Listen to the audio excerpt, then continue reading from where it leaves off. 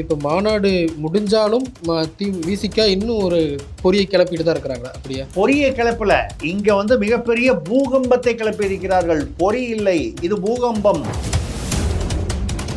திமுகவிற்கு விடப்பட்ட மிகப்பெரிய சவால் இந்த உளுந்தூர்பேட்டை விசிக மாநாடு. இதுதான் என்னுடைய கருத்து. இது ஆதவர்ஜனுடைய வழிகாட்டலில் பாதையில தான் வந்து விசிக பயணிக்க போகுது அப்படிங்கிறதுக்கான அடையாளம், அதற்கான அங்கீகாரத்தை விசிக தொண்டர்கள் ஆதவர்ஜனுக்கும் கொடுத்திருக்கிறார்கள்.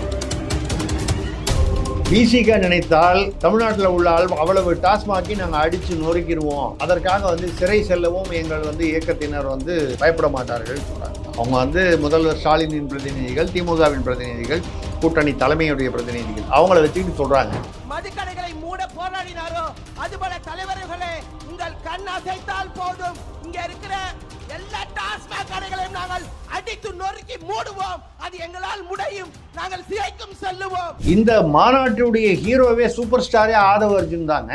144 மாவட்ட செயலாளர்களை ஆளுக்கு 5000 பேர் கூட்டு வர சொல்லி 50 வண்டி ஏற்பாடு பண்ணி, இன்னொரு 6 மாசத்துக்கு திமுக கூட்டணி நாங்கள் கூட்டணியில் தான் இருக்கிறோம்னு பேசிட்டு இருப்பார் திருமாவளவன். அவர் வந்து ஆதவர்ஜனுடைய வழிகாட்டலில் தனியாக நிற்பதற்கான எல்லா விதமான ஏற்பாடுகளிலும் இறங்கிவிட்டார் என்பதுதான் என்னுடைய கருத்தும் கணிப்பும். இது யார் வந்து 90 கிட்ட நிற்கிறாங்களோ அவங்களுக்கு என்ன வேணும், இன்னொரு 20-25 சீட் இருந்தால் தான் ஆட்சி அமைக்க முடியும். அப்பொழுது விசிகா வந்து கிங் மேக்கராக இருக்குமா இருக்காதா? இது அதீத கற்பனையும் தோணுது இல்லையா சார்? நீங்கள் வந்து இதில் 44 சீட்டு தனி தொகுதி இருக்குங்கிறது கற்பனையா இல்லை உண்மையா? உங்களை கேட்குறேன். அது என்ன, நீங்களே தான் என்ன கேள்வி கேட்கணும். நான் உங்களை கேள்வி கேட்டால் பதில் சொல்கிறதுக்கு உங்களுக்கு வந்து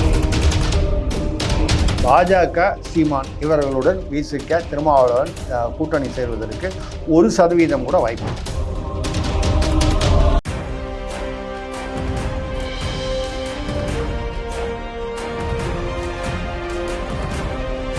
குளோப் 360 நேயர்களுக்கு அன்பு வணக்கம். நான் பிரிட்டோ. இன்றைய சிறப்பு நேர்காணலில் மூத்த பத்திரிகையாளர் திரு திருசக்தி சுந்தரராமன் அவர்களோடு உரையாட இருக்கிறோம். சார் வணக்கம். வணக்கம் பிரிட்டோ, நல்லா இருக்கீங்களா? கனிமொழி அவர்கள் ஒரு பதிவு ஒன்று குறிப்பிட்டிருக்கிறாங்க. கலைஞர் அவர்களோடு தான் இருக்கக்கூடிய படத்தை குறிப்பிட்டு, I never feel alone, you are always with me daddy அப்படின்னு சொல்லிட்டு, நான் தனிமைப்படுத்தப்பட்டதாக ஒருபோதும் உணரவில்லை, நீங்கள் எப்பயுமே என் கூட இருக்கிறீங்க அப்படின்னு கலைஞரை குறிப்பிட்டிருக்கிறாங்க. அதுவும் கலைஞருடைய இளமை கால ஒரு புகைப்படம் அது பார்த்தீங்கன்னா, நானும் பார்த்தேன். அதை அப்படின்னா என்ன அர்த்தம்? அது தனக்குத்தானே ஒரு வருத்தம் வரும்போது தான். இப்போ உங்களுக்கு வந்து ஏதாவது ஒரு இயல்பாக வந்துச்சுன்னா, கனிமொழின்றதுக்காக சொல்லலை, நம்ம ஒரு மனித இயல்பு. சாதாரணமாக போகும்போது நீங்கள் ஒரு இருட்டில் போகிறீங்க, ஒரு அந்த காலத்தில்னு வச்சுங்க சைக்கிளில் போகிறீங்க, இந்த காலத்தில் மோட்டர் சைக்கிளில் போகிறீங்க, ஏதோ ஒன்று இருட்டில் போகிறீங்க, இருட்டு, ஒரே 2 பக்கமும் மரமாக இருக்குது, லைட்டே இல்லை. நீ என்ன பண்ணுவீங்க? சத்தமாக பாடிக்கிட்டு போவீங்க. உண்மையா இல்லையா? எதுக்கு அந்த அப்போ தான் உங்களுக்கு பாட்டு பாடணும், நடுராத்திரியில் பாட்டு பாடணும்னு ஆசை வருதா? இல்லை, தனிமை தெரியாமல் இருக்கணும், தனிமை என்னுடைய மனது உணராமல் இருக்கணும். அந்த பயம் அதாவது அந்த மரம், அந்த சூழ்நிலை, அந்த இருட்டு வந்து ஒரு பயத்தை உருவாக்கலாம். எந்த மனிதன், ஆணோ பெண்ணோ யாராக இருந்தாலும் அப்படி வரும்பொழுது அந்த பயம் வராமல், அந்த பயத்தை உணராமல் இருக்க வேண்டும் என்பதற்காக பாட்டு பாடிக்கிட்டு போகும்போது அந்த நான் தனிமையாக இல்லை அப்படிங்கிறது வந்து காமிச்சிக்கிறது. இது ஒரு உளவியல் ரீதியான விஷயம். அது மாதிரி தான் அவங்க பேசியிருக்காங்க. ஐ நெவர் ஃபீல் அலோன், நான் வந்து தனியாகவே உணரவில்லை, நீங்கள் எப்பொழுதுமே என்னுடன் தான் இருக்கிறீர்கள் என்று சொல்கிறாங்க. அப்படின்னா என்ன, என் கூட இருக்க வேண்டிய மற்றவங்கெல்லாம் யாரும் இல்லைன்னு தானே அர்த்தம். இவ்வளோ அழகிரியை போல ஒதுக்கப்படுறாங்களா? ஸ்டாலின் அவர்களுக்காக அழகிரி எப்படி ஒதுக்கப்பட்டாரோ, இப்போது உதயநிதிக்காக கனிமொழி ஒதுக்கப்படுகிறார், அப்படி புரிஞ்சுக்கலாம். இல்லை, ஏற்கனவே உதயநிதிக்காக வந்து அவங்க வந்து ஒதுக்கப்பட்டுட்டு தான் இருந்தாங்க. அதனால தான் தூத்துக்குடியை தாண்டி அவங்க போகாமல் இருந்தாங்க. இப்போ என்ன வித்தியாசம்னா, மூக்க அழகிரி ஒரேடியாக ஒதுங்கி விட்டார், இல்லை ஒதுக்கப்பட்டு விட்டார் திமுகவில். மற்ற யாரும் வந்து அவங்க முக தமிழரசெல்லாம் அரசியல் இல்லை, வியாபாரத்தில் இருக்காங்க. அதனால் அது பிரச்சனை. செல்வி அவங்கெல்லாம் வந்து வியாபாரம் மற்ற விஷயங்களில் இருக்காங்க, அரசியலில் இல்லை. கனிமொழி கொஞ்சம் ஒதுக்கப்பட்டு வந்தார். ஆனால் வந்து டெல்லி அரசியலுக்காக மட்டும் அவரை தேவைப்பட்ட இடத்தில் பயன்படுத்தி கொண்டு வந்தார்கள் அரசியல் ரீதியாக. இப்போ வந்து என்ன அதில் பிரச்சனைன்னு கேட்டிங்கன்னா, உதயநிதி அப்போ அந்த மாதிரி வரும்பொழுது உதயநிதி இல்லை. நீங்கள் வந்து அதை போனவரை கூட பேசுகிறோம். கலைஞர் வந்து அந்த வயது மற்றும் அந்த உடல்நிலை காரணமாக கடைசி 2 வருடங்கள் வந்து ஆக்டிவாக இல்லை. அப்போ யார் வந்து கட்சியை கட்டி காப்பாற்றினாங்க? சபரீசன். நிதி ரீதியாகவும், ஏன்னா எதிர்கட்சியாக இருந்தாங்க. நான் சொல்கிறது எதிர்கட்சியாக இருக்கிற அந்த டயத்தில் அப்போ வந்து கட்சியை வந்து கட்டி காப்பாற்றியது வந்து சபரீசன். சபரீசன் அவருக்குன்னு ஒரு வளையம் வச்சுக்கிட்டு இருந்தார். அவர் அண்ணா நகர் கார்த்தி அப்படி இப்படின்னு அவரை சுற்றி ஒரு இளைஞர் படையை வச்சுக்கிட்டு அவர் நிதி ரீதியாகவும் இந்த அமைச்சர்கள் நிர்வாகிகளை ஒருங்கிணைப்பது. அப்போ எல்லாரும் ஸ்டாலின் அவர்களே முதல்வர் அவர்களே வந்த 2021 முதலாக வந்த ஒரு வருஷத்தில் யார் அமைச்சர் ஒரு ப்ராஜெக்ட் அப்ரூவல் ஏதாவது வரும்போது காரணம் என்ன வேணா இருக்கலாம். அதுக்கு காரணம் நீ அது கான்ட்ராக்டு கமிஷன் ஏதாவது சொல்லலாம், இல்லை பொதுவாக இருக்கலாம். காரணம் என்னவோ மாப்பிள்ளையை பார்த்துட்டு போயிடுங்க. நம்ம கூட பேசியிருக்கோம். கேனர் ஒரு தடவை மாப்பிள்ளையை பார்த்துட்டு போயிடுங்கன்னா மாப்பிள்ளை என்ன அவர் என்ன நிர்வாகியா, கட்சியில் நிர்வாகியா, ஆட்சியில் நிர்வாகத்தில் இருக்காரா, நான் ஏன் அவரை பார்க்கணும், எனக்கு பின்னால் 40 எம்எல்ஏக்கு மேலே இருக்காங்க, உங்களுக்கு தெரியுமா தலைவரை உங்களுக்கு ஒன்று சொல்ல விரும்புகிறேன், எனக்கு பின்னாலேயும் 40 எம்எல்ஏ இருக்காங்கன்னு சொன்னாருன்னு ஒரு செய்தி அப்போவே அடிபட்டுது. பேசியிருக்கோம். எதுக்காக சொல்கிறேன்னா, அப்போ அவர் கிட்டத்தட்ட ஒரு ஸ்டாலினுக்கு அடுத்த ஒரு நிலையில் இருந்தார். அப்போது உதயநிதி அப்போ தான் உள்ளுக்குள்ளே வராரு அரசியலுக்கு. இன்னும் அவருக்கு அந்த கிரிப்பு கிடைக்கல. இப்போ அந்த கிரிப்பு துணை முதல்வர் ஆயிட்டார். இப்போ யார் ஒதுக்கப்பட்டா? கனிமொழி ஒதுக்கப்பட்டாங்க, சபரீசனும் ஒதுக்கப்பட்டு விட்டார். துரைமுருகன் கூட துரைமுருகன் ஒதுக்கித்தானே இருக்கார். வேறு வழி இல்லாமல் அன்றைக்கி பதவியேற்புக்கு போனாரே தவிர அவரும் ஒதுங்கி தானே இருக்கார். அவர் பேசுகிற பல விஷயங்களை பார்த்தீங்கன்னா ரொம்ப அதாவது விரக்தியுடன் பேசுவது வெளிப்படையாக தெரிகிறது. திமுக 4.0 ஆரம்பிச்சிருச்சு. இதில் KN நேரு, இவர் TR பாலு, செந்தில் பாலாஜியை பற்றி அதில் இப்போ 2 பிரச்சனை திமுகவில் அந்த உள்கட்சி பிரச்சனையை வலுவடைந்ததற்கு இன்னும் வலுவடைய போவதற்கு அது காரணம் ஒன்று துணை முதல்வராக உதயநிதி வந்தது. 2வது மறுபடியும் செந்தில் பாலாஜியை அதே பதவியை கொடுத்து அதே இடத்தில் உட்கார வைத்து அதே முக்கியத்துவம் கொடுத்தது மற்ற சீனியர்களுக்கு சம்மதம் இல்லை. அவரை நீங்கள் ஒரு 6 மாதம் அமைச்சராக இல்லாமல் அவரை வெறும் நிர்வாகத்தை கவனிங்க, வேறு மற்ற கட்சி நிர்வாகத்தை கவனிங்க, வேறு தேர்தல் பணிகளை கவனிங்கன்னு சொல்லிட்டு 6 மாதம் கழித்து அமைச்சராக்கியிருந்தா கூட ஒரு பரவாயில்ல ஏற்றுக்கொண்டிருக்கலாம். செந்தில் பாலாஜி பேரில் அவ்வளவு நெகட்டிவான ஒரு இமேஜ் இருக்கும்பொழுது அவரை கொண்டு மறுபடியும் செந்தில் பாலாஜி மன உறுதி மிக்கவர், தீரர், வீரர், தியாகி, வஉசிக்கு இணையாக அவர் ஒரு ஏதோ திருப்பூர் குமரன் வஉசிக்கு இணையாக அவர் ஒரு பெரிய அப்படிலாம் ஒரு பில்டப் கொடுக்கும்போது துரைமுருகன் போன்று 60 வருடங்களாக செந்தில் பாலாஜி எங்கிருந்து வந்தார்? ஒரு காலத்தில் ஜெயலலிதாவை அம்மா நீங்கள் தான் தெய்வம்னு சொன்னவர், நீங்கள் வாழ்நாள் முழுக்க உங்கள் காலடியில் இருப்பேன்னு ஸ்டாலின்கிட்ட சொல்கிறாரு.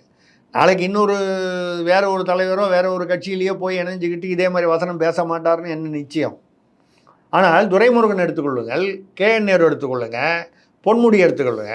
இவங்கெல்லாம் கிட்டத்தட்ட 30 வருஷம் 40 வருஷம் 50 வருஷமாக துரைமுருகன் அண்ணா 50 வருஷமாக கிட்டத்தட்ட கட்சியில், அவருக்கு 80 வயசுனா 60 வருஷமாக திமுகவில் இருக்கார். எம்ஜிஆர் அவரை படிக்க வச்சுருந்தார் கல்லூரியில் ஃபீஸ் கட்டி. ஆனால் எம்ஜிஆர் அதிமுக ஆரம்பித்த போது கூப்பிட்டு அமிச்சு துரைமுருகனை நீ இந்த பக்கம் வந்துருன்னு சொன்னபோது, நீங்கள் எனக்கு என்னை படிக்க வைத்த தெய்வம், ஆனால் கலைஞர் என்னுடைய தலைவர் அவர் தான் அப்படின்னு சொல்லி நான் சேரமாட்டேன்னு திரும்பி போயிட்டார். அவருக்கு நன்றி விசுவாசம் இல்லைன்னு சொல்ல முடியாது, நீங்கள் தான் எனக்கு தெய்வம், ஆனால் நான் அவரை விட்டு வர மாட்டேன் அப்படின்னு சொன்னவருக்கு இப்போ என்ன மரியாதை?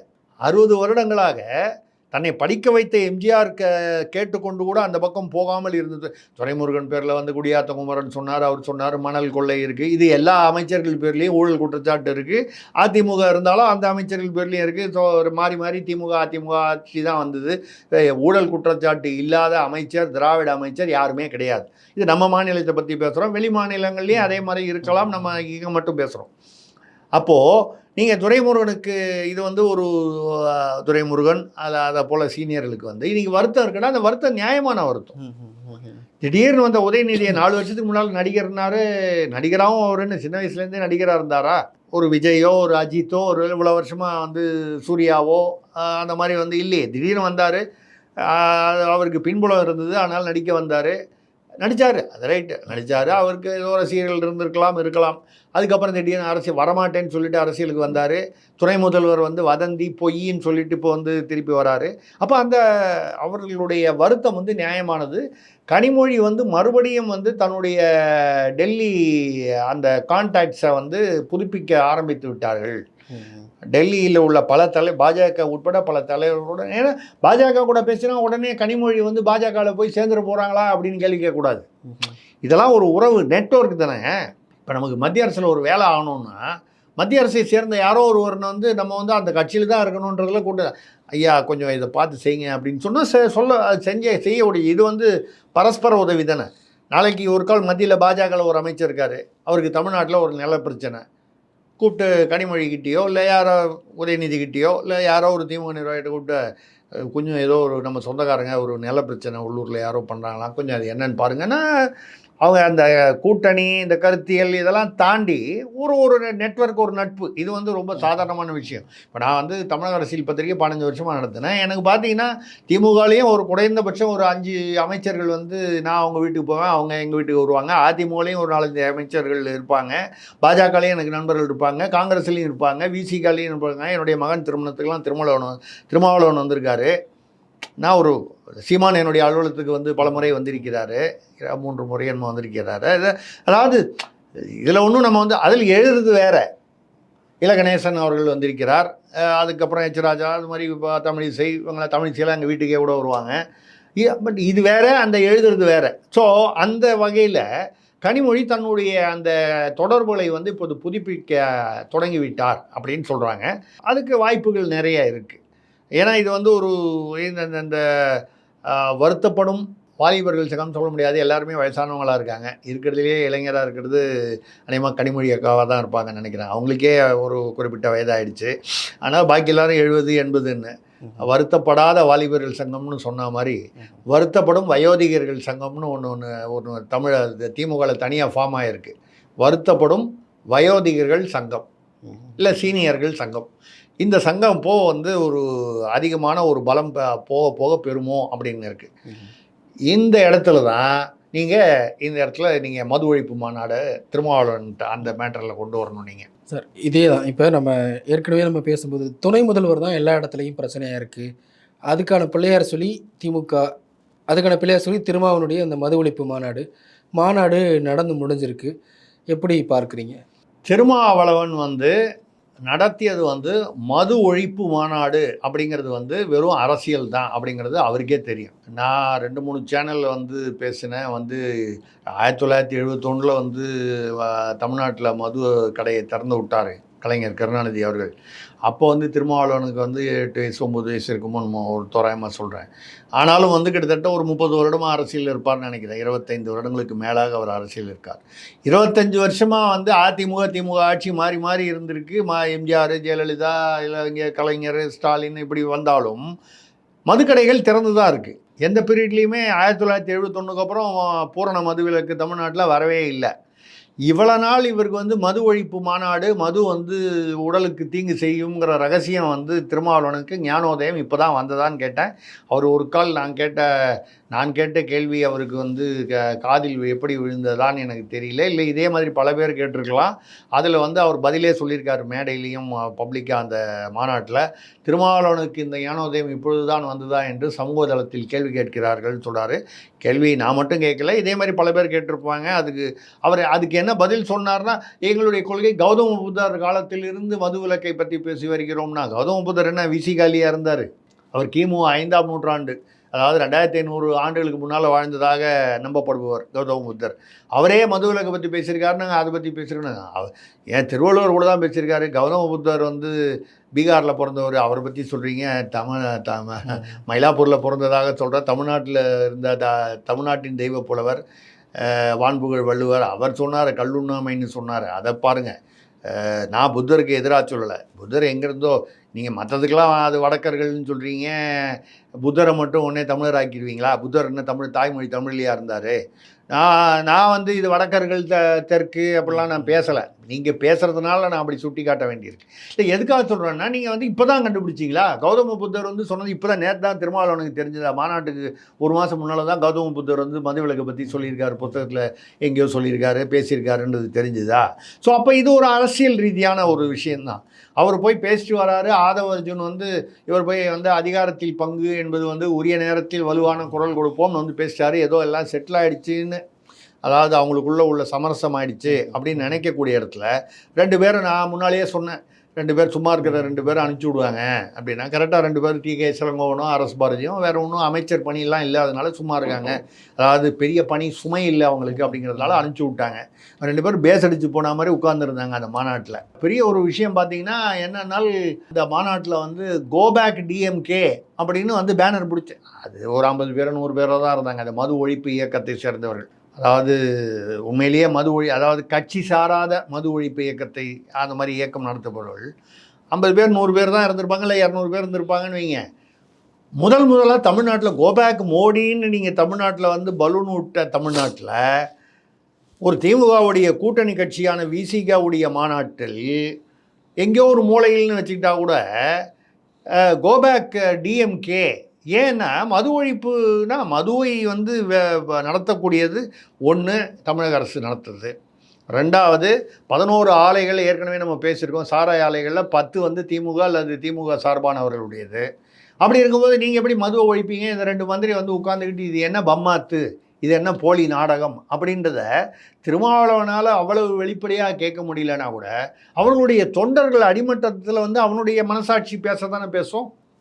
இப்போ அங்கே என்ன அது கோபேக் மோடி ஒரு கோபேக் டிஎம்கே ஒரு பக்கமாக, நீங்கள் மேடையில் வந்து அந்த அம்மா வழக்கறிஞர் அவங்க எழில் கரோலின், ஒரு தலித் எழில்மலை இருந்தார்ல, அதில் பாமகல இருந்து அதுக்கப்புறம் வந்து அதிமுகவுக்கு வந்தார். அவருடைய மகள், அவங்களும் வழக்கறிஞர், அவங்க மகனும் வழக்கறிஞர்னு சொல்கிறாங்க. அவங்க வந்து என்ன தைரியமாக பேசியிருக்காங்க திருமாவளவனுக்கு முன்னிலையில், திமுக 2 பிரதிநிதிகளுக்கு முன்னிலையில் என்ன பேசுகிறாங்க அவங்க? விசிக நினைத்தால் தமிழ்நாட்டில் உள்ள அவ்வளவு டாஸ்மாகி நாங்கள் அடித்து நொறுக்கிடுவோம், ஒரே நாளில் எங்களால் வந்து மதுவை ஒழிச்சிட முடியும், நாங்கள் அதற்காக அப்படி வந்து அதாவது பயப்பட மாட்டோம், அதற்காக வந்து சிறை செல்லவும் எங்கள் வந்து இயக்கத்தினர் வந்து பயப்பட மாட்டார்கள் சொல்கிறாங்க. இது எங்கே வச்சு சொல்கிறாங்க? 2 திமுக முக்கியமான பிரதிநிதிகள், அவங்க வந்து முதல்வர் ஸ்டாலினின் பிரதிநிதிகள், திமுகவின் பிரதிநிதிகள், கூட்டணி தலைமையுடைய பிரதிநிதிகள், அவங்கள வச்சுக்கிட்டு சொல்கிறாங்க. திருமாவளவன் ஒன்றும் ரியாக்ட் பண்ணலையே அதுக்கு. இல்லை திருமாவளவனை விட்டுருங்க, திமுகவில் என்ன ரியாக்ட் பண்ணாங்க? திமுக இவங்க 2 பேரும் பேசுனாங்களா? அதை ஏதாவது எதிர்த்து சொன்னாங்களா? கண்டனம் தெரிவித்தாங்களா? அப்படி வந்து உண்மையிலேயே வந்து எல்லாரும் போய் டாஸ்மாக அடித்து நொறுக்கிறதுன்னு வைங்க, தமிழ்நாட்டில் எல்லா மாவட்டத்துலேயும் எவ்வளோ பெரிய சட்ட ஒழுங்கு பிரச்சனை, அது பெரிய கலவரம் இல்லை அது. ஏன் வந்து அந்த 2 பேரும் அதை பற்றி பேசவே இல்லை? ஏன்னா அங்கே இருந்த, ஏன்னா கிட்டத்தட்ட 3 லட்சம் பேர் திரண்டதாக விசிக அவங்க சொல்கிறாங்க, அவங்களுடைய கருத்து.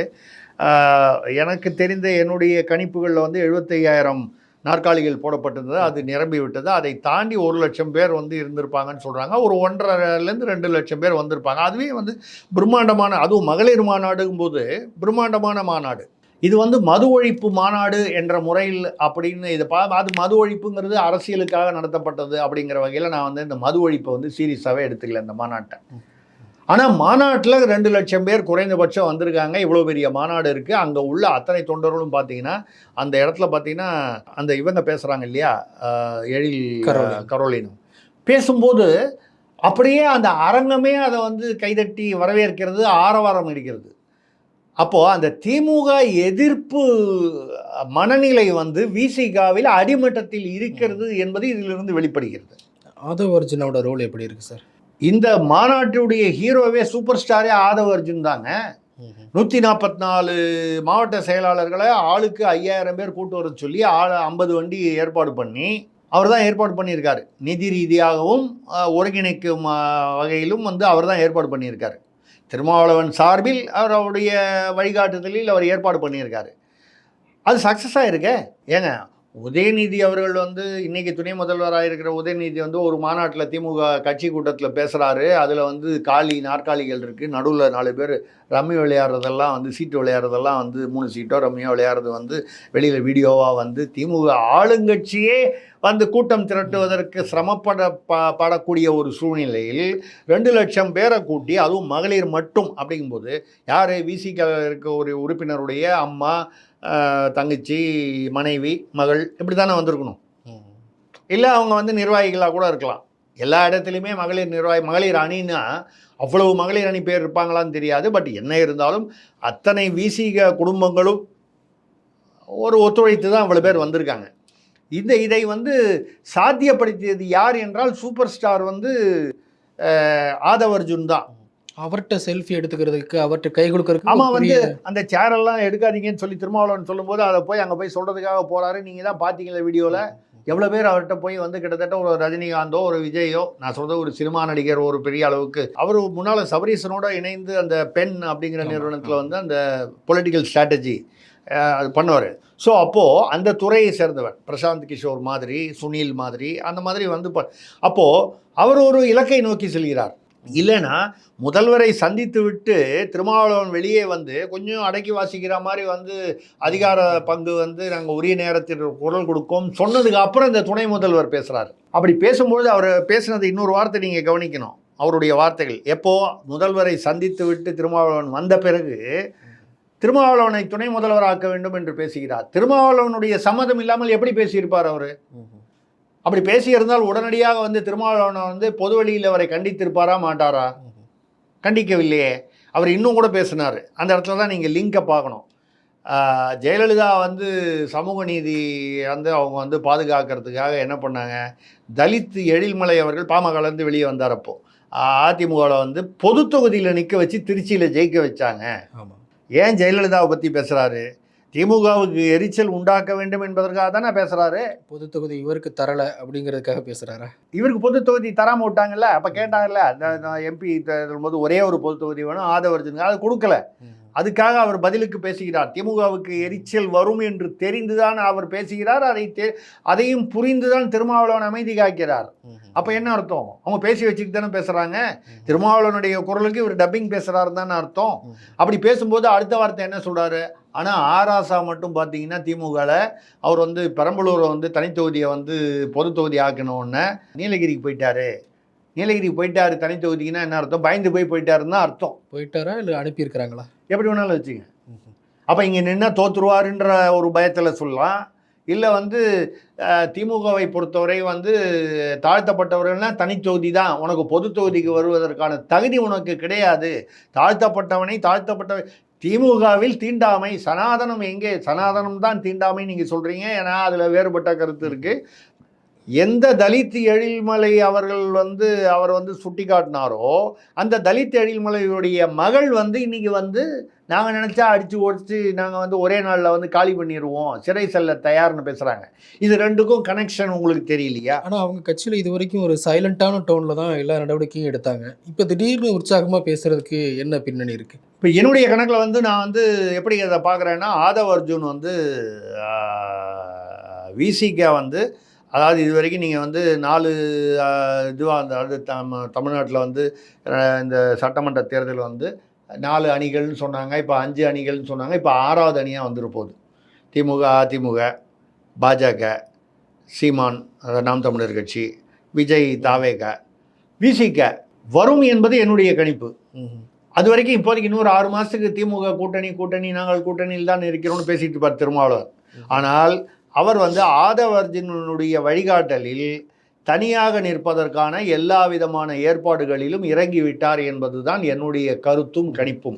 நீங்கள் வேணால் பாருங்கள், அடுத்த 1 மாதத்தில் வந்து அவர் வந்து மாவட்டமாக டூர் கிளம்பிடுவார். கிளம்பி தொண்டர்களை வந்து சந்திக்கிறேன்னு சொல்லிட்டு போவார்.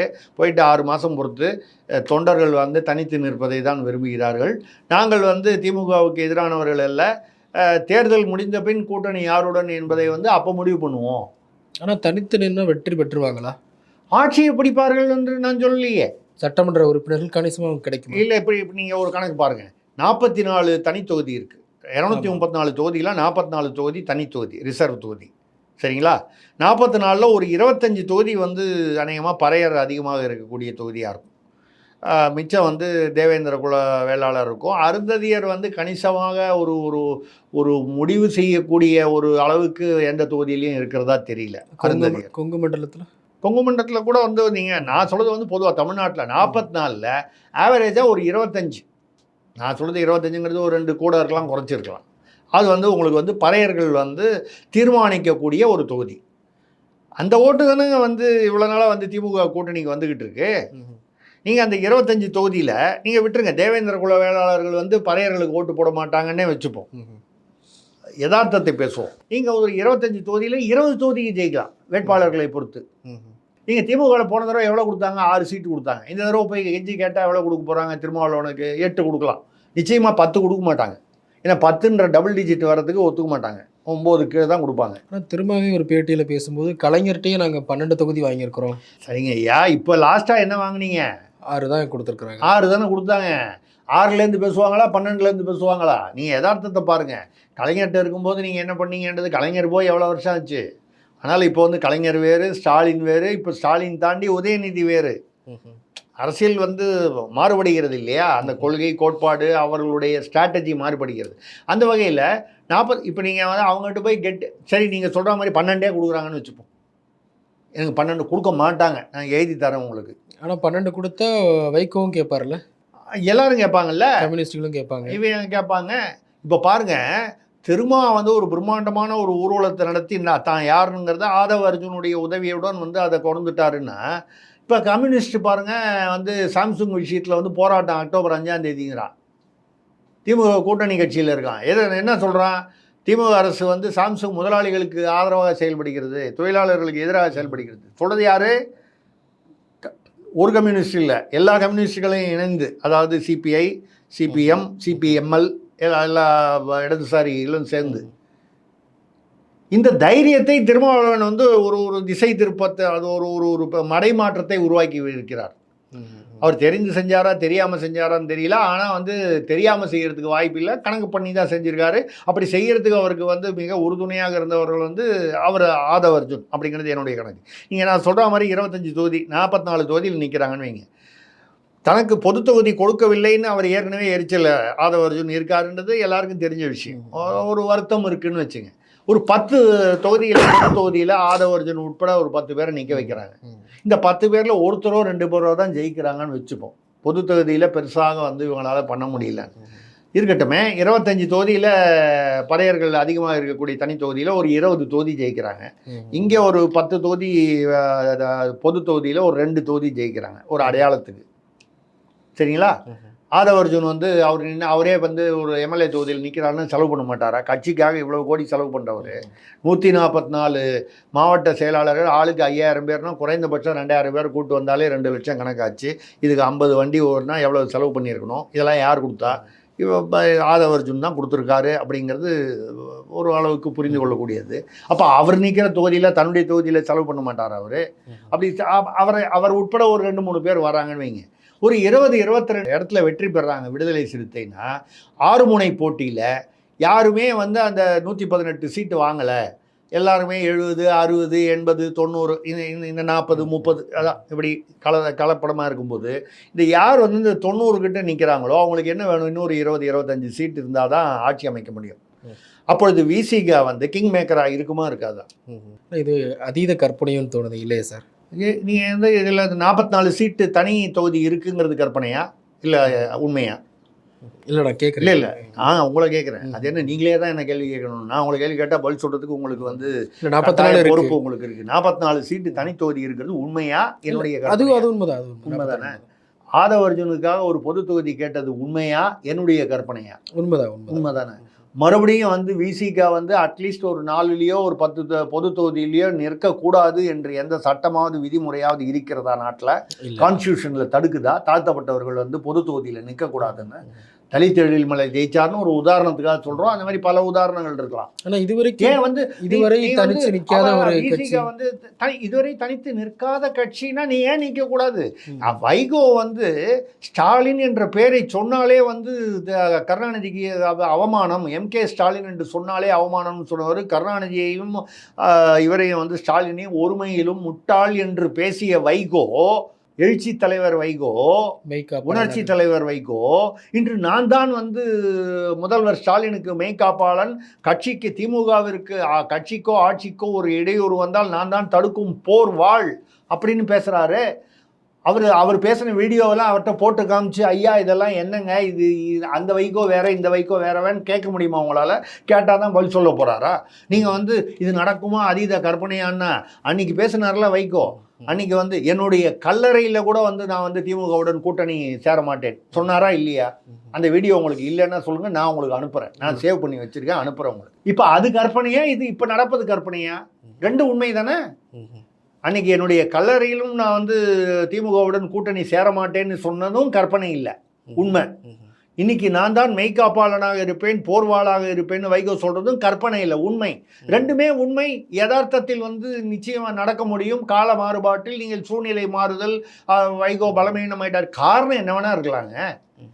இதே திமுக வந்து பாஜக மதவாத கட்சி இல்லைன்னு 99 2004 போய் கூட்டணி சேர்ந்தாங்க. இப்போ மதவாத கட்சி பாசிச கட்சின்னு சொல்லலையா? நீங்க நிருபருங்கிற முறையில் வந்து உடனே வந்து நேர முதல்வரை பார்த்து என்னங்க நீங்க அப்படி வந்து அன்னைக்கு வந்து நீங்க மதவாத கட்சி இல்லைன்னு கலைஞர் சொன்னாரு, இன்னைக்கு அவர் பையனா இருக்கிற நீங்க வந்து மதவாத கட்சின்னு பிஜேபி சொல்றீங்க, இப்போ நீங்க கேட்பீங்களா இல்லை நான் தான் கேட்க போறேன்னா? கேட்டால் தான் பதில் சொல்ல போறாங்களா?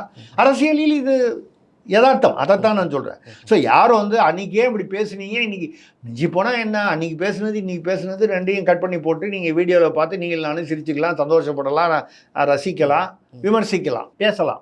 அதை தாண்டி இப்படி நடப்பது வந்து நீங்கள் கற்பனைன்னு எப்படி சொல்கிறீங்க? எது கற்பனை? ஆனானப்பட்ட திமுகவில் வந்து நெடுஞ்ச அண்ணாதுரைக்கு அப்புறம் நெடுஞ்செழியன் தான் வந்து உலகத்துக்கே தெரிஞ்ச போது முதல்ல 28 பேரில் வந்து 10 ரூபா ஆளுக்கு போட்டு வந்து திமுக ஆரம்பித்த போது இருந்த இதில் இந்த கருணாநிதி பேரே கிடையாது. 10 ரூபா அவர்கிட்ட போடுறதுக்கு அவருக்கு யோசனை பண்ணாரா இல்லை வந்து அவங்களா சேர்த்துக்கலையா தெரியாது, ஆனால் அவர் கிடையாது. ஆனால் பின்னால் அண்ணாதுரைக்கு அப்புறம் நெடுஞ்செழியன் வந்து அடுத்ததுன்னு சொல்லி இவர் வந்து 6வது 7வது நிலையில் இருந்தபோது எம்ஜிஆர் அவர்கள் பரிந்துரை அவருடைய ஆதரவுனால தான் கருணாநிதி வந்தார். ஆனால் அந்த நெடுஞ்செழியன் கடைசியில் அதிமுகவில் போய் சேர்ந்தார். ஆமாம். கற்பனையா நிஜமா அது? அப்படிப்பட்ட வந்து தன்னை வந்து 6-7 பதவிகள் அதாவது நிலைகள் மேலுக்கு கொண்டு வந்து முதலமைச்சராக்கிய எம்ஜிஆரை கட்சியை விட்டு நீக்கினார். அவரா நீங்கினாரா இவரா நீக்கினாரா அப்படி ஒரு சூழ்நிலை வந்து தான் விட்டுருங்க, ஆக மொத்தம் தனியாக போனார். கற்பனையா நிஜமா? அதெல்லாம் நடக்கும் பொழுது கற்பனை இல்லாமல் நிஜமாக நடந்தபோது ஏன் வந்து இது நடக்கக்கூடாது? இல்லை, நான் நடக்கக்கூடாதுன்னு சொல்லலை. நீங்கள் வந்து விசிக வந்து தனியாக நிற்பதா, அது கற்பனை, அது நடக்கவே நடக்காது எப்படி சொல்கிறீங்க? எத்தனையோ நடக்க முடியாது அப்படின்னு நினச்ச விஷயங்கள் நெடுஞ்செழியன் தான் அடுத்ததுன்னு சொன்னபோது கருணாநிதி வர முடியும். கருணாநிதி எம்ஜிஆர் தான் கொண்டு வந்தாருக்கும் போது தனியாக போய் எம்ஜிஆர் வந்து 13 வருஷம் கருணாநிதி தலையை தூக்க முடியாமல் வந்து ஆட்சி புரிய முடியும். எம்ஜிஆருடைய மனைவியான ஜானகி ராமச்சந்திரன் வந்து முதல்வராக வந்து 13 நாள் தாக்கு பிடிக்க முடியல. ஆனால் எம்ஜிஆருடன் ஒரு நெருக்கமான வட்டத்தில் இருந்த ஜெயலலிதா அவர்கள் வந்து மிகப்பெரிய ஆளுமையாக வந்து இரட்டைகளை கைப்பற்றி தமிழ்நாட்டில் இவ்வளவு வந்து கற்பனையா நிஜமா? இதுவே வந்து நீங்கள் வந்து நடப்பதற்கு முன்னால் கேட்டால் அது எப்படிங்க முடியும்?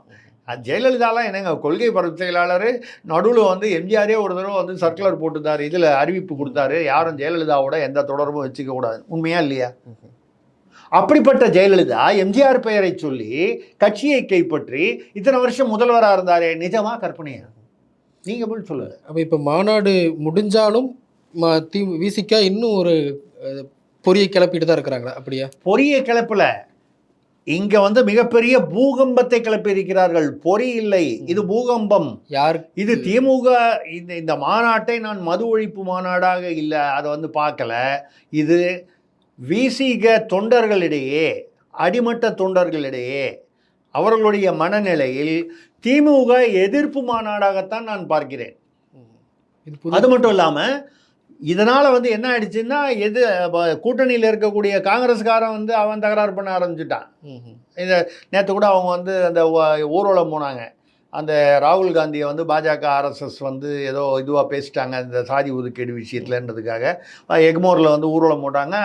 176 இடத்துல தமிழ்நாட்டில் போகிறதுக்கு அவங்க காவல்துறையில் அனுமதி வாங்கிட்டு தான் போனாங்க.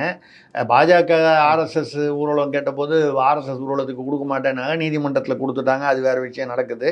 ஆனால் இவங்க காங்கிரஸ் கூட்டணி கட்சி 176 இடத்துல போகிறாங்க. எக்மோரில் வந்து அவங்களை தடுத்து நிறுத்தி விட்டாங்க. செல்வ பிறந்தகை தலைமையில் ஊர்வலம் போகும்போது காவல்துறை தடுக்கிறது, இந்த ரோட்டில் நீங்கள் போகக்கூடாதுன்னு. கேட்டால் வந்து உங்களுக்கு அந்த ரோடு தான் வந்து அனுமதி, இந்த அடுத்த ரோட்டில் வந்துட்டீங்கன்னு சொல்லி. நம்ம இந்த டெக்னிக்கல் விஷயத்துக்குள்ளே போல, இந்த ரோடுக்கு போனால் என்ன, அடுத்த ரோடுக்கு போனால் என்ன. காங்கிரஸில் எவ்வளோ பேருங்க ஊர்வலத்தில் வந்துட்டு போகிறோம்? ஒரு 2 லட்சம் பேரை வர போகிறாங்க. எக்மோரில் ஒரு 200 பேர் வந்திருப்பான், இல்லை 500 பேர் வந்திருப்பான், 1000 பேர் வந்திருப்பான், ஏதோ ஒரு கணக்கு வச்சுங்க. பெரிய காங்கிரஸில் மிகப்பெரிய ஊர்வலம்லாம் இருந்தால் தான் ஒன்றும் எந்த நியூஸ்லேயும் காமிக்கல. ஒரு 200-300 பேர் 500 பேர் தான் வந்திருப்பாங்க. இந்த 500 பேர் ஊர்வலம் இந்த ரோட்டில் போனால் என்ன, அந்த ரோட்டில் போனால் என்ன, காவல்துறை போய் தடுக்குது. அதை உடனே செல்வ பிறந்தகை வந்து இதை நாங்கள் வந்து வன்மையாக கண்டிக்கிறோம்னு பேசுகிறாரு. கம்யூனிஸ்டுகள் வந்து சாம்சங் விஷயத்தில் வந்து திமுக வந்து தொழிலாளர்களுக்கு எதிர்ப்பு நிலைன்னு பேசுகிறாங்க. அப்போது திருமாவளவன் வந்து இந்த மாநாட்டை நடத்தியது வந்து ஒரு பெரிய பூகம்பத்தை கிளப்பி இருக்கிறார். எதிர்கட்சிகள் எல்லாமே இப்போ வந்து திமுகவில் வந்து அந்த அவங்களுடைய அந்த நெகோஷியேட்டிங் அந்த என்ன சொல்கிறது அந்த அந்த பவர் வந்து அதிகமாக பேரம் பேசக்கூடிய அந்த அவர்களுடைய நிலை வந்து இப்பொழுது வந்து அவரவர்கள் அதை உயர்த்தி கொள்வதற்கு முயற்சி செய்கிறார்கள். இவ்வளவும் இது எப்போ திமுகவில் உள்கட்சி பிரச்சனை மிகவும் மிகவும் வந்து கிளைமேக்ஸில் வந்து வலுவாக இருக்கிற இந்த சமயத்தில் கனிமொழி சபரீசன் பதவியேற்புக்கு வராத துரைமுருகன் போன்றவர்கள் வந்து வருத்தத்தில் இருக்கக்கூடிய சூழ்நிலையில் நடக்கிறது என்றால் இது திமுக. இதைத்தான் நம்ம போனவரையே சொன்னோம். இவ்வளவு டெவலப்மெண்ட் வராதுக்கு முன்னாலேயே திமுக வந்து அடுத்த 6 மாதத்தில் மிக சோதனையான கட்டம்னு சொன்னோம். இப்போ சொல்லுங்கள், போன தடவை நம்ம பேசும்போது அது நிஜமாக கற்பனையா பிரிட்டோ சார்? இப்போ சோதனை நீங்களே வந்து போன தடவை நம்ம பேசணும், அதோட தொடர்ச்சின்னு சொல்கிறீங்களே, எது நிஜம் எது கற்பனை? சோதனையை உண்டாக்குறது திமுகக்குள்ளேயும் நடக்குது, விசிகாவும் சோதனை கொடுக்குறாங்களா? ஆமாங்க, திமுகவுக்குள்ள வந்து அதாவது திமுக வந்து பலவீனப்பட்டு இருக்கிறது. எப்படி அதிமுக ஏதோ ஒரு வகையில் பலவீனப்பட்டு இருக்கிறதோ, இப்பொழுது திமுக ஒரு வகையில் பலவீனப்பட்டு இருக்கிறது. இப்போ இங்கே வந்து விசிக வந்து கிளர்ந்து எழுகிறது. ஒரு பெரிய அங்கே ஒரு ஒரு என்ன சொல்கிறது, ஒரு எழுச்சி உண்டாகிறது. அந்த எழுச்சிக்கு காரணம் வந்து ஆதவ அர்ஜுன் ஆகி இருக்கிறார். நீங்கள் கேட்பீங்க, அங்கே வந்து வன்னியரசு, ஷானவாஸ், அப்புறம் சிந்தனை செல்வன், ஒரு ரவிக்குமார், இவங்கெல்லாம் திமுக ஆதரவு நிலையில் தானே இருக்காங்க. நான் ஒரு கேள்வி கேட்குறேன், எதனால் இருக்காங்க? திமுக இன்றைக்கி ஆட்சியில் இருக்குது. அவங்க ஏதாவது கேட்டால் வந்து முதல்வர் அலுவலகத்தில் வந்து அவங்களுக்கு வேணுங்கிறத செஞ்சு கூட்டணி கட்சியில் இருக்காங்க. மக்கள் பணியாக இருந்தாலும் சரி, இல்லை வேறு காரணங்களாக இருந்தாலும் சரி, அவங்களுக்கு வேணுங்கிறத செஞ்சு கொடுக்குறாங்க. அவங்கள மகிழ்ச்சியுடன் வைத்திருக்கிறார்கள். நாளைக்கு 44 சீட்டில் வந்து இவங்க 4 பேரும் இன்றைக்கி வந்து சப்போஸ் விசிகாலேருந்து ரிசைன் பண்ணிவிட்டு திமுகவில் போய் சேர்ந்தாங்கன்னா வந்து நீங்கள் வந்து பெருசாக திமுகவில் வந்து அவங்கள வந்து பதவி கொடுத்துருவாங்கன்னு நினைக்கிறீங்களா? இந்த 4 பேர் இது எல்லா கட்சிகளுக்கும் பொருந்தும். நயினார் நாகேந்திரன் வந்து அதிமுகவில் அமைச்சராக இருந்தவர் அங்கேருந்து வந்தார் பாஜகவுக்கு. வந்தவுடனே தூக்கி அவருக்கு தலைவர் பதவி கொடுத்துட்டாங்களா? இல்லையே. பல தலைவர்களில் அவரும் ஒரு தலைவராக இருக்கார், இல்லைன்னு சொல்லலை. ஆனால் வந்து முழுசாக அவர்கிட்ட வந்து கொடுத்துடல. இது மாதிரி எத்தனையோ பேர் வந்து அங்கேருந்து அவங்கள வந்து வெளியில் இழுத்துருப்பாங்க. இப்போ மைத்ரேயன் இருந்தார், அவர் வந்து ஓபிஎஸ் கூடவே இருந்தார். அதுக்கப்புறம் வந்து ஒரு பீரியடில் வந்து முன்னால் பாஜகவில் இருந்தார். அப்புறம் அதிமுக வந்தார், மாறி ஓபிஎஸ்லேருந்து திருப்பி இபிஎஸ்க்கு போனார், மறுபடியும் பாஜகவுக்கு போனார், இப்போ திருப்பி இபிஎஸ்க்கு போயிட்டார். எடப்பாடி அணியினருக்கு திரும்ப மறுபடியும் போயிட்டார். ரைட்டு. இப்போ மைத்ரேயனுக்கு எடப்பாடி கட்சியில் வந்து பெரிய பதவி கொடுத்துட்டாங்களா? அங்கிருந்து அதை வெளியில் எடுக்கிறது தான் வந்து அவங்களுக்கு வந்து பெருமை. அதுக்கப்புறம் வந்து அப்படி ஓரமாக உட்காந்து வச்சுருவாங்க. இது வந்து எல்லா கட்சிக்கும் பொருந்தும். நான் வந்து ஏதோ திமுக தான் பொருந்தும். அப்போது இவங்க 4 பேரும், நான் சொல்கிறது அவங்கள உதாரணமாக தான் சொல்கிறேன், அவர்களை குறைத்து மதிப்பு விடுவதற்காக சொல்ல, அவரவர்களுக்கான நிறை குறைகள் இருக்குது அந்த தலைவர்கள்ட்டையும். வன்னியரசு சொல்ல மற்றவர்களும், வன்னியரசுலாம் வந்து ஒரு பெரிய ஒரு நல்ல ஒரு தொண்டர்களோட தொடர்பு உள்ள இவர் தான், திறமையானவர்னு, நிர்வாக திறமையெல்லாம் உள்ளவர்னு எனக்கு தெரியும். எதுக்காக அதை சொல்கிறேன்னால், இவங்க 4 பேரும் இப்போ திமுகவுக்கு போனாங்கன்னா திமுகவில் தூக்கி கொடுத்துருவாங்களா? பதவி கொடுக்க மாட்டாங்க. அது அவங்களுக்கு தெரியும்ல. அவர்களும் வந்து அரசியலில் ஏதோ ஒரு கணிசமான அனுபவம் உள்ளவங்க தானே. நாளைக்கு ஆதவ அர்ஜுன் 44 தொகுதியில் வந்து 25 தொகுதி ரிசர்வ் தொகுதியில் வந்து விசிகாவை சேர்ந்தவர்கள் நிற்கிறாங்க. ஒரு 10 பொது தொகுதியில் நான் சொல்கிற மாதிரி நிற்கிறாங்க. இந்த 25ல் ஆட்டோமேட்டிக்காக இந்த நீங்கள் சொல்கிற வன்னியரசு மற்றவர்கள்லாம் வருவாங்கல்ல, இந்த கட்சியில் இருக்காங்கன்னா வருவாங்கல்ல, வந்து ஜெயிக்கிறதுக்கு ஒரு வாய்ப்பு இருக்குல்ல. அப்போ வந்து நிதி வசதி திமுகலேருந்து வரணும்னா, ஏன் ஆதவ அர்ஜுன் தான் எல்லாருக்கும் நான் தான் பணம் கொடுக்குறேன்னு சொல்கிறாரு தேர்தல் நிதிக்கு அப்படின்னு சொன்னால் ஏன் வந்து வேணாங்கிறாங்க? அவர் கொடுக்க மாட்டார். அது நிஜமாக கற்பனையான்னு கேட்டிங்கன்னா, அவங்க மாமனார் மார்ட்டின் வந்து 1000 கோடி பாஜகவுக்கு தேர்தல் பத்திரங்கள் வந்து கொடுத்தாரா இல்லையா? அவருடைய மாமனார் லாட்ரி மார்ட்டின் அவர்கள், அவரே வந்து திமுகவுக்கு 570 கோடி கொடுத்தாரா இல்லையா? தேர்தல் பத்திரங்கள் அதிகாரபூர்வமாக சட்டப்பூர்வமாக கொடுத்திருக்கிறாரா இல்லையா? அது நடக்கும்போது ஆதவ அர்ஜுன் வந்து அவங்க கட்சியில் ஒரு 50 தொகுதியில் நிற்கிறாங்க, 40 தொகுதியில் நிற்கிறாங்கன்னா அதுக்கு பணம் கொடுக்க மாட்டாருங்கிறது என்ன வந்து நீங்கள் வந்து அதெல்லாம் கொடுக்க மாட்டாருங்க. ஆனால் இப்போ நேற்று எப்படி நடந்தது? 2 லட்சம் பேர் ஒரு மாநாடு வந்ததுன்னா எல்லா மாவட்ட செயலாளரும் சொந்த செலவில் போட்டு வந்துட்டானா? ஒரு மாவட்ட செயலாளர் 50 வண்டி எடுத்துகிட்டு வர்றான்னா, ஒரு வண்டிக்கு 10 பேர் வச்சுக்கிட்டு ஏதோ ஒரு 10-20 பேர் வச்சுக்கிட்டு வர்றான், 50 வண்டியோ 100 வண்டியோ வச்சுக்கிட்டு வர்றான்னு சொன்னால் சொந்த செலவுலையா வருவான்? ஒரு வண்டிக்கு ஒரு 4000 ரூபா 5000 ரூபா ஆகாதா? ஒரு நாளைக்கு வாடகை, காலையில் முதல் நாள் இன்றைக்கி நைட்டு வந்துட்டு மறுநாள் நைட்டு ஏதோ ஒரு கணக்கில் ஒரு 5000 ரூபா வாடகை வராதா? சாப்பாடு செலவு வராதா? இதெல்லாம் யார் கொடுத்தாங்க? விசிகா ஒன்றும் தமிழ்நாட்டில் வந்து ஆளுங்கட்சியாக வந்து அன்றைக்கி இருந்தது இல்லை இன்றைக்கும் இல்லை.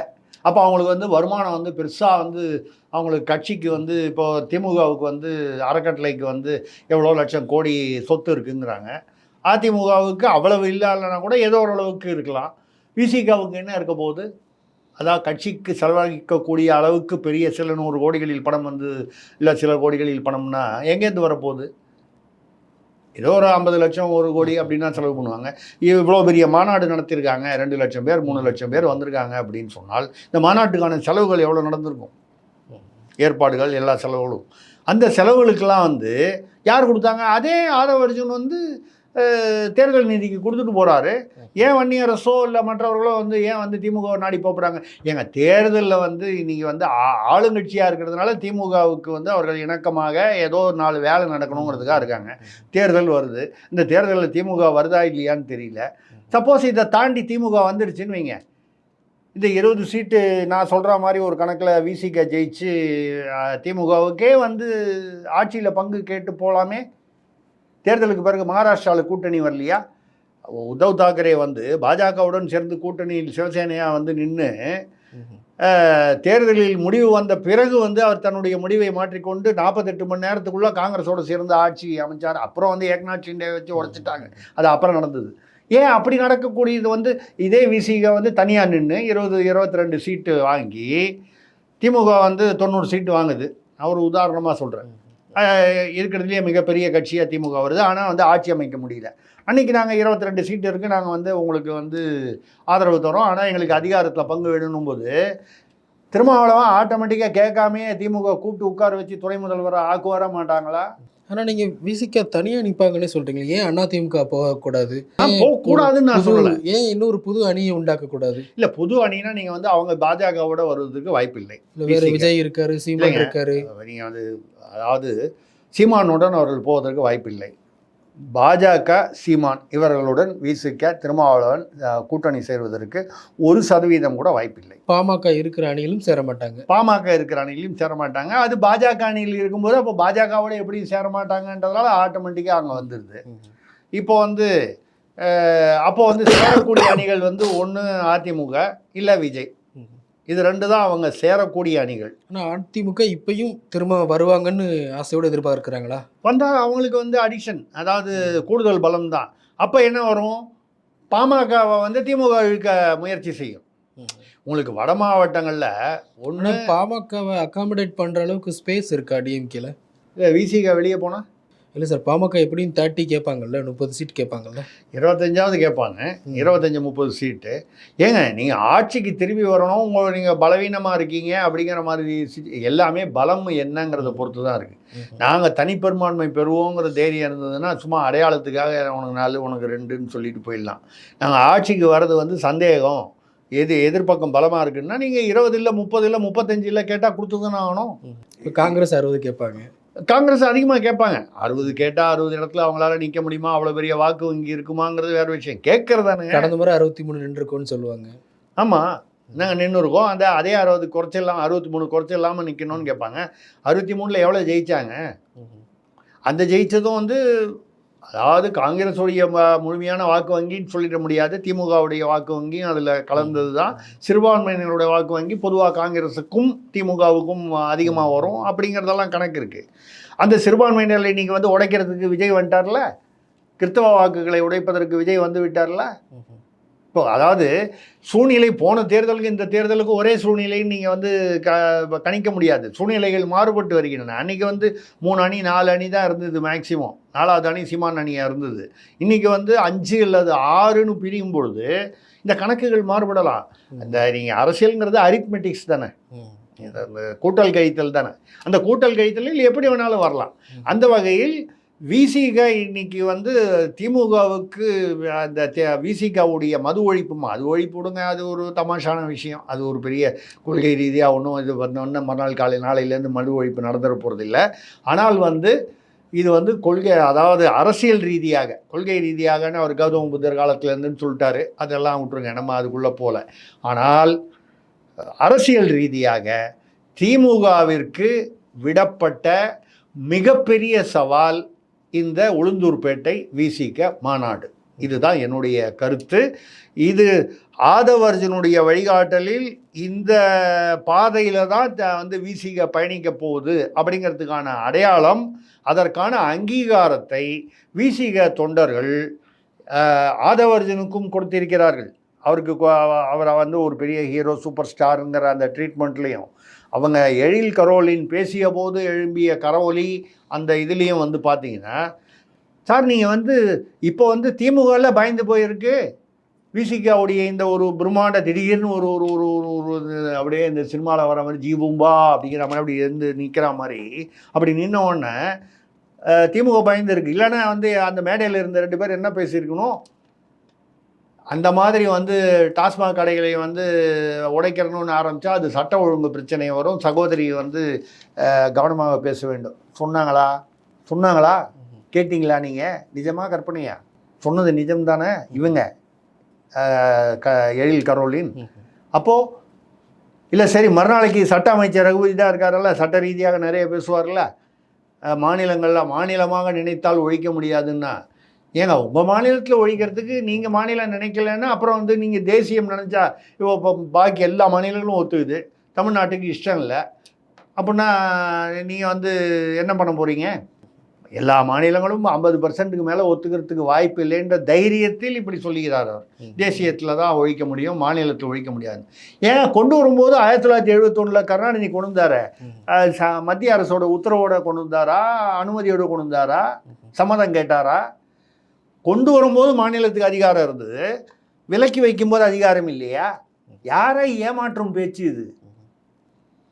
ஜனங்க காதில் பூ வச்சுருக்காங்கன்றதுக்காக மாலையே போடுறது நீங்கள். அதனால் வந்து இப்போ சட்ட அமைச்சர் ரகுபதி சொல்ல வேண்டியது தானே, நேற்று மாநாடு முடிஞ்சு போச்சு இல்லை, அங்கே வந்து ஒரு நிர்வாகி பேசியிருக்கிறார், பெண் நிர்வாகி, டாஸ்மாக் கடைகளை அடித்து ஒடுக்குவேன்னு வந்து இது வந்து அவர் உணர்ச்சி வசப்பட்டு பேசியிருந்தால் கூட இது தவறான கருத்து, இது சட்ட ஒழுங்கிற்கு வந்து ஒரு எதிரான ஒரு விஷயம்.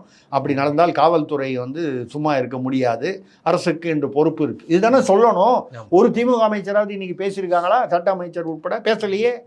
அப்போ என்ன பயப்படுறீங்க? இப்போ ஏதாவது பேசி மறுபடியும் வந்து அந்த மேட்ரு கிளறி பெருசாகிடக்கூடாது, எப்படியாவது திருமாவளவனை வந்து சாந்தப்படுத்தி இப்போ வந்து கொஞ்சம் கூல் டவுன் பண்ணி கொண்டு வந்து கூட்டணியிலேருந்து வெளியில் போகாமல் பார்த்துக்கணும் அப்படிங்கிற பயம் இருக்குன்னா என்ன? பயம் எப்போ வருது? அதுதான் நான் சொன்னேன், சைக்கிளில் போகும்போது இருட்டில் மரத்துக்கு நடுவில் போகும்போது நீங்கள் வந்து பாடிக்கிட்டே போவீங்களா? அப்போ அந்த பயம் இப்பொழுது திமுகவிற்கு வந்திருக்கிறது. அந்த பயத்திற்கு காரணம் உள்ளேயும் பலவீனம், வெளியேயும் பலவீனம். உள்ளேயும் பிரச்சனை, வெளியேயும் பிரச்சனை, உள்ளேயும் சவால், வெளியேயும் சவால். இப்படிப்பட்ட சூழ்நிலையில் இன்னைக்கு வந்து திமுக வந்து திக்குமுக்காடி கொண்டிருக்கிறது என்பதுதான் என்னுடைய கருத்து. நிகழ்ச்சியில் பங்கெடுத்த மிக்க நன்றி. மிக்க நன்றி, வணக்கம்.